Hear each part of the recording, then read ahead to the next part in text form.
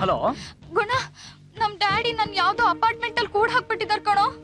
ಅದ್ಯಾರೋ ಕೇಶವ್ ರೆಡ್ಡಿ ಅಂತೆ, ನಮ್ಮನ್ ಸಾಯಿಸ್ತಾರಂತೆ. ಏನೇನೋ ಹೇಳಿ ಹೆದರ್ಸ್ತಾ ಇದಾರ್ ಕಣೋ. ಯಾರದು ಉಮಾ?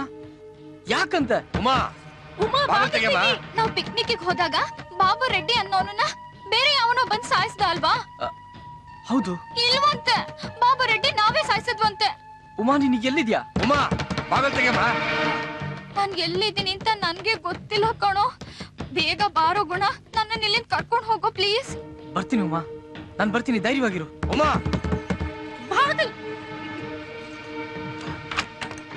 ಬೇಗ ಬಾಗುಣ, ಕಾಯ್ತಿರ್ತೀನಿ.